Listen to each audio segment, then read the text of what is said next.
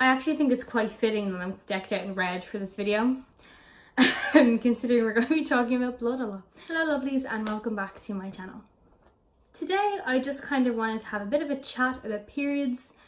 There's no real structure to this video. I'm just kind of going to be talking about my experiences with periods, other people's experiences with periods, and kind of why we need to talk about them more. Before I get into the video, don't forget to give a little thumbs up if you like this content. Leave a little comment about your own period experiences if you have any. Subscribe and click the little notification bell if you would like to get a notification every time I post a new video. So without further ado, let's get talking about periods. So I got my first period when I was 12. Yeah, 12. And yeah, it's traumatizing. It's quite, because you know, you're like kind of spend the few after you learn about periods, you're a bit like, oh my god, I can't wait to get mine, I'm gonna be like a woman, that's so exciting. And then it happens and you're like, why am I bleeding from my vagina? I wasn't calling it a vagina at 12, but I'm calling it a vagina now. So I got mine as well when I was in school, and anyone who's ever gotten their period when they're in school will know the absolute mortification of having to walk up to your teacher and be like, I've gotten my period. And that's, you know, that's not the bit that's mortifying. The bit is the opening of the big metal drawer, the ruffling through the paper, and everyone in the class knows what she's reaching for because you're on your period and she's going to give you a pad and everyone knows you've gotten your period. And when you're at that age, not everyone has gotten their period. So I was like, oh my god, she has her period. Oh my god, she has it. And it's just kind of one of those topics. It's weirdly kind of not taboo at that age. I feel like you don't have as much shame about it at that age as you do as you get older and get more used to periods. So I'm going to talk a little bit about that and just why are we hiding pads and tampons up our sleeves in 2019? It's ridiculous. The reason I say I think you have a little bit less shame about periods at that age is because the first person I told about my period was my grandfather. So I used to go home to my grandmother and grandfather's every day after school because my parents were in work. And my grandma's at work, my granddad had retired at this point, and I waltzed in the door and my granddad was like, oh, how's your day? And I was like, well, you know, it was okay, but I got my period. And he was just like, okay, that's not great. Would you like a cup of tea? And that was kind of end of story.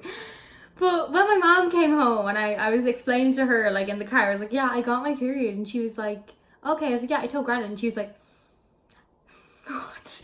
You don't talk to your granddad about that stuff. And I was just like, why?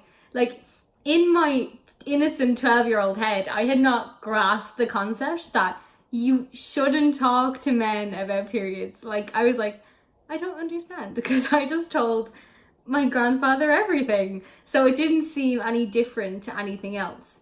But I think as you get older, that mindset of, oh, don't talk to men about that, or just don't talk about that openly, that's a private thing, so it's about your private area, that really sets in. I think it's that loss of kind of this childhood innocence that you can just kind of talk to people about these things and there isn't much stigma about it.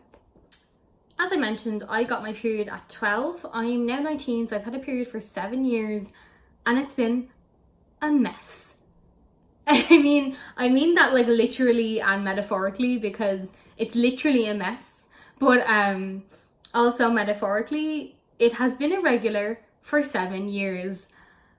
I don't know. I don't know if this is normal. I do know there's several other girls who deal with this, and no one seems to think it's a problem.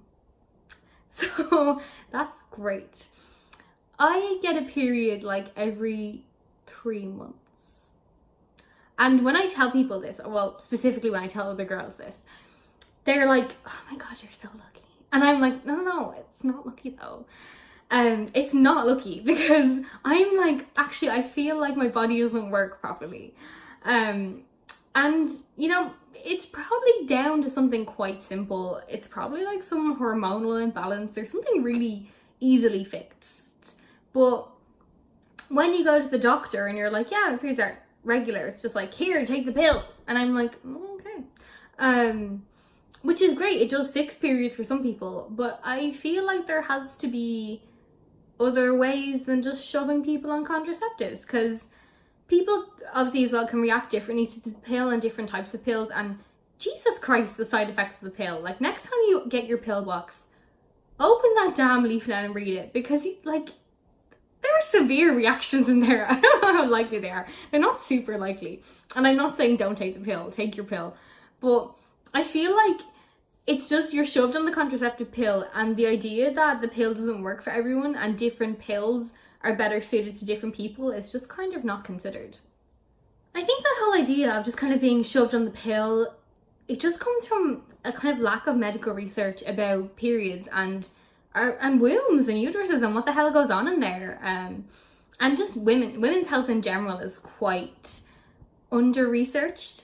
But I just think the womb area is incredibly under researched. In the grand scale of period problems, mine are not that bad.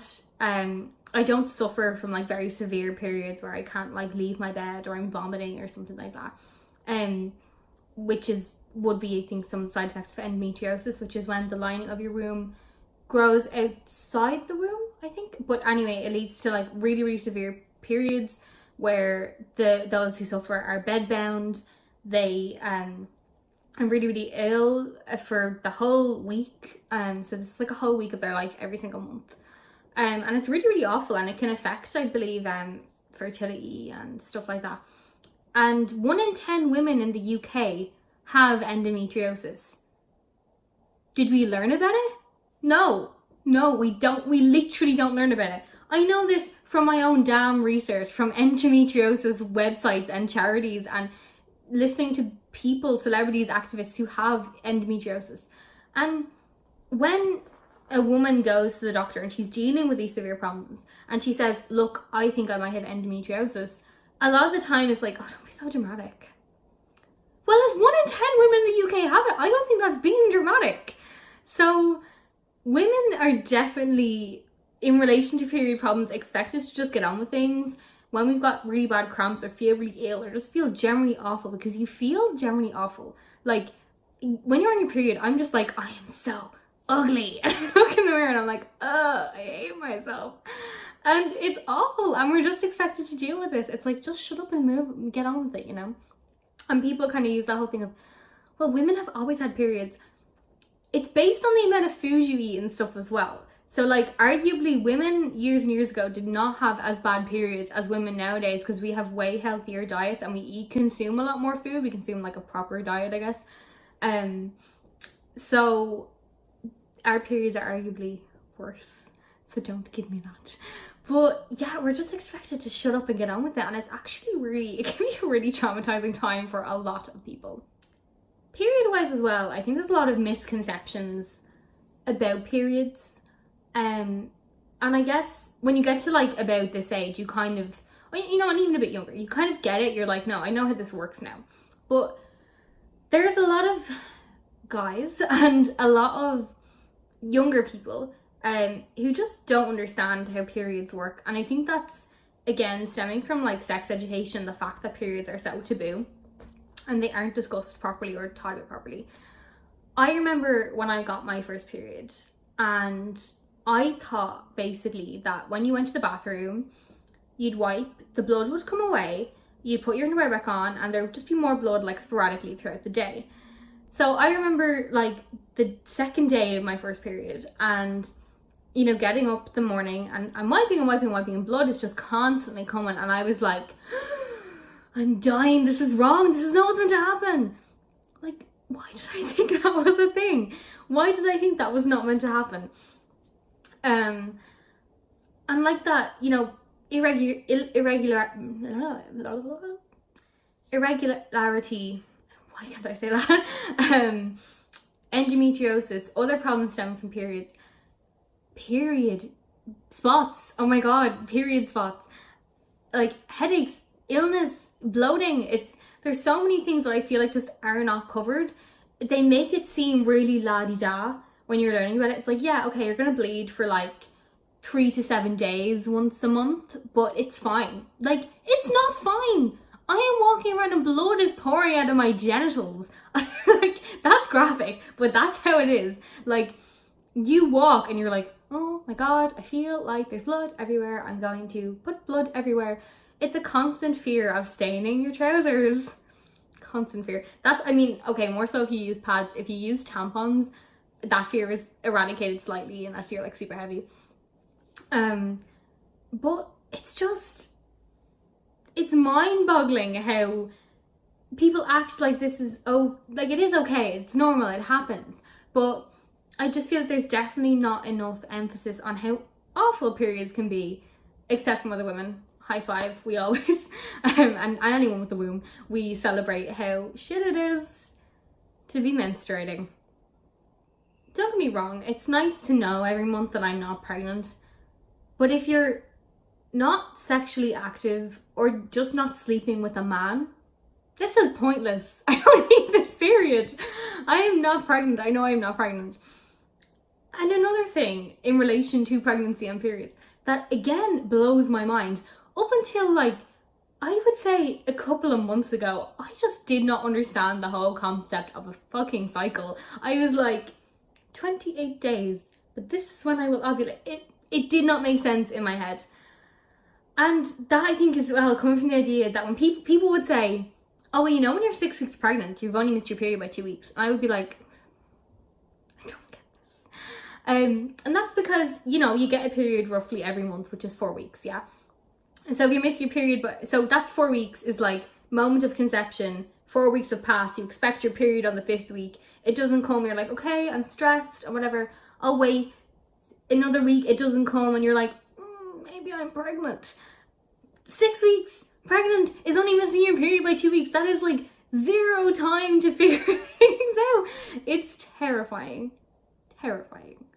I could make a whole video about this, but the period market, oh my God, because I will do a whole video about this, but the actual like price of tampons, pads, period cups, painkillers, people, or well, pharmaceutical companies will brand painkillers as like specific period painkillers, here you go, in a nice little pink box.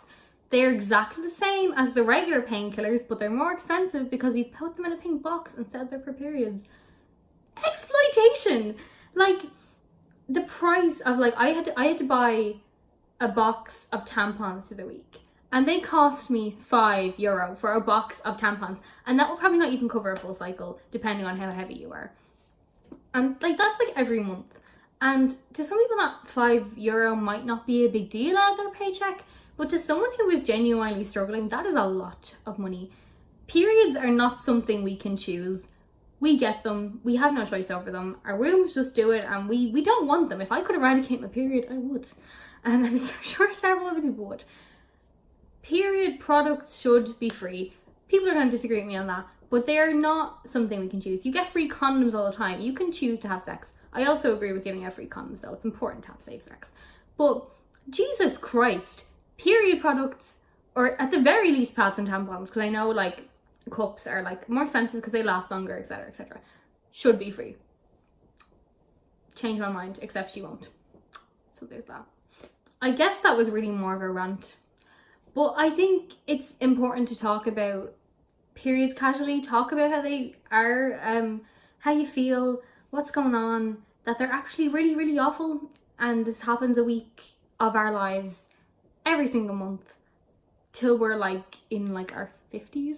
That's a hell of a long time, and for half of the world to spend that time in like solitude, in shame, feeling that they can't talk about it, is just bullshit. We need to normalize talking about periods, and we need to normalize people seeing pads and tampons. I'm gonna walk around with a pad in my damn hand, and if you have a problem with it, fight me because I am in pain. I mean, that's 3 months from now because, like I said, I'm very irregular, but I love broadcasting my health problems all over the internet. But we just need to normalize discussing them, discussing how awful we feel, and taking people seriously when they have pain related to their period, because it is no joke. I hope you enjoyed today's period rant. If you did, click subscribe because there's definitely going to be more. If you enjoyed this video, don't forget to give it a thumbs up. Click the little notification bell to get a notification every time I post a new video. And leave me some comments. Tell me your period stories, misconceptions you had or that other people had, other issues surrounding periods that you think we need to talk about. Anything period related, leave it in the comments. It'll be bloody lovely. So thank you so much for watching, guys, and I will see you next week. Bye!